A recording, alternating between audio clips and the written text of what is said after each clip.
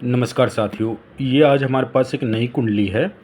इनका विशेष प्रश्न यही है कि इनका विवाह किस कारण से हुआ है, क्योंकि ये खुद एक ज्योतिष में अभी नए हैं। तो ये जानना चाह रहे हैं कि उस टाइम पर कैसे क्या ग्रहों की दशा वगैरह क्या चल रही थी, जिस कारण से इनकी शादी हुई है। आगे इनका वैवाहिक जीवन कैसा रहेगा, और इन्होंने क्वेश्चन क्या है संतान को लेकर के भी। तो संतान को लेकर के तो मैं अगली वीडियो में उसका डिटेल लूँगा, लेकिन फ़िलहाल में सिर्फ मैं जो विवाह और वैवाहिक जीवन के बारे में। तो सबसे पहले इनका सिर्फ विशेष क्वेश्चन विवाह और वैवाहिक जीवन को लेके है, तो सीधा सीधा हम इनके विवाह के ऊपर चलते हैं। सबसे पहले मैं बताता हूँ, मिथुन लग्न है और सप्तम भाव में इनकी जो राशि बन रही है वो धनु राशि बनती है। धनु राशि का स्वामी होता है गुरु, जो अष्टम भाव में जाकर के पीड़ित हो रखा है, नीच का भी हो रखा है। हालांकि गुरु यहाँ पे वक्री हो रखे हैं, मैंने लिखा हुआ यहाँ पर गुरु वक्री हो रखे हैं। और साथ ही साथ अगर मैं आपको बताऊं तो गुरु श्रवण नक्षत्र में बैठे हुए हैं, जो चंद्रमा का नक्षत्र है। अब अगर इनके लिए बात करते हैं, एक तो इस भाव का स्वामी पीड़ित हो रखा है। इस भाव के ऊपर अगर हम चर्चा करें तो इस भाव के ऊपर भी किसी शुभ ग्रह की दृष्टि नहीं जा रही है। यहाँ से शनि की दृष्टि जा रही है 10वीं दृष्टि, और यहाँ से राहु की 5वीं दृष्टि जा रही है। साथ ही साथ सप्तम भाव का जो कारक ग्रह होता है, ये जिनकी कुंडली है वो पुरुष हैं, वो पुरुष हैं। तो सप्तम भाव का जो कारक होता है और साथ ही साथ पत्नी का जो कारक ग्रह होता है वो शुक्र हो जाता है। तो यहाँ पे शुक्र भी आप देखेंगे नीच के हो रखे हैं शुक्र। तो यहाँ पे हमें दोनों कंडीशन ख़राब दिख रही है। और अगर तीसरी कंडीशन पर अगर हम चलते हैं तो यहाँ पे भावेश सप्तम भाव पीड़ित हो गया। सप्तम भाव पे शनि की दृष्टि, राहु की दृष्टि। सप्तमेश पीड़ित हो गया, सप्तमेश पे मंगल की दृष्टि।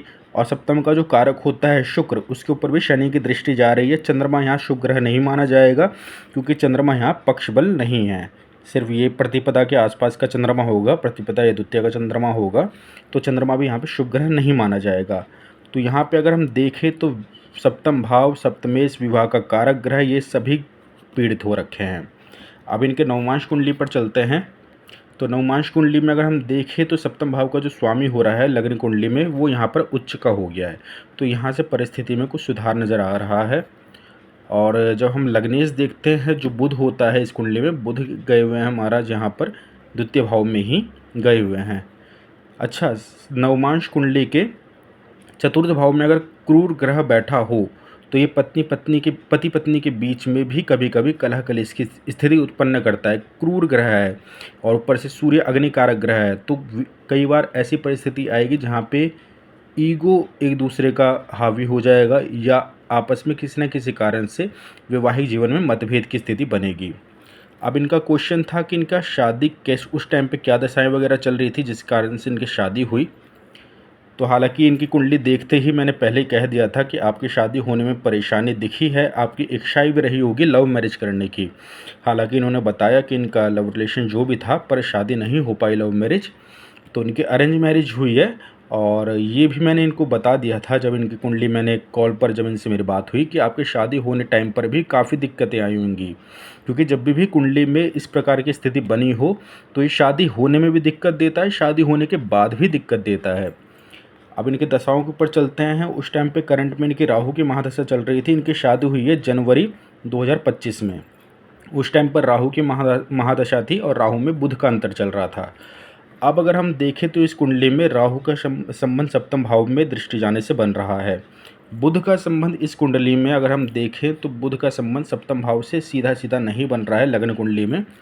नवमांश कुंडली में अगर हम देखें तो नवमांश कुंडली का लग्नेश हो रखा है, और साथ ही साथ इसका भी लग्न का भी लग्नेश हो रखा है। जब भी लग्नेश की महादशा अंतर्दशा होता ही है तो व्यक्ति जिस कार्य को लेकर के कोशिश कर रहा होता है उस कार्य में सफलता के चांसेस बढ़ जाते हैं।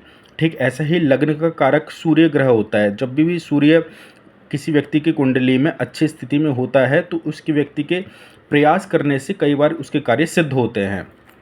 तो इस कुंडली में अगर देखा जाए तो लग्नेश की महादशा थी जो नवमांश कुंडली में भी लग्नेश है, और राहु की महादशा। और अगर हम नक्षत्र पे चलते हैं तो शुक्र बैठे हुए हैं चित्रा नक्षत्र में, जो मंगल का नक्षत्र है। गुरु श्रवण नक्षत्र में बैठे हुए हैं।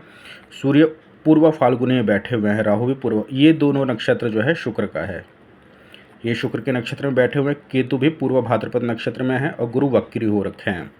यहाँ पे हमें दशाएं सपोर्टिव मिल रही है। कारण क्या है कि एक तो राहु का संबंध यहाँ से बन रहा है, साथ ही साथ अगर आप देखें तो राहु जिसके नक्षत्र में बैठे हुए हैं शुक्र का नक्षत्र है, और शुक्र जो होता है वैवाहिक जीवन का कारक ग्रह होता है।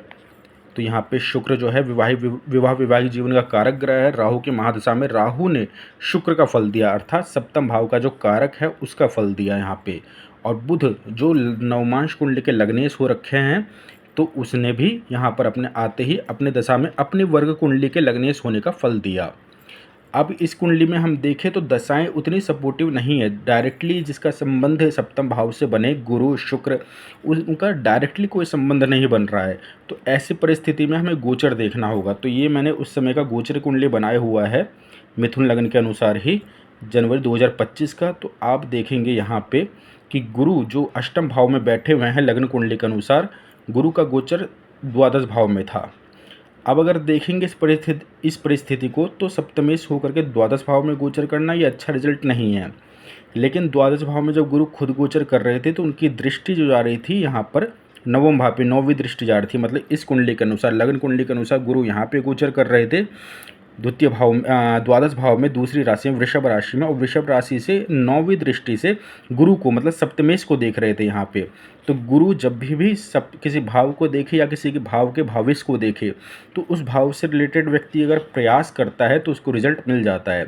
साथ ही साथ गुरु का उस टाइम पे गोचर के टाइम पर गुरु वक्री भी हो रखे थे, और यहाँ अष्टम भाव में बैठा हुआ गुरु वह भी वक्री हो रखा है। यहाँ पे अगर आप देखेंगे मैंने लिखा हुआ है गुरु वक्री हो रखा है। तो इस कारण से इनकी शादी हुई। यहाँ पे दशाएं और गोचर मैंने आपको समझा दिया शादी का कारण क्या था। अब वैवाहिक जीवन जो है, इनकी शादी को 1 साल भी नहीं हुआ है, और वैवाहिक जीवन में इनके परेशानी आ रही है। और जब मैंने इनसे इनकी पत्नी का डिटेल पूछा कि इनके पत्नी की डेट ऑफ बर्थ वगैरह है, तो उनका कुछ भी नहीं था। और पता करने पर इन्होंने बताया कि उनकी डेट ऑफ बर्थ वगैरह भी कंफर्म नहीं है, और टाइम तो बिल्कुल भी नहीं पता है।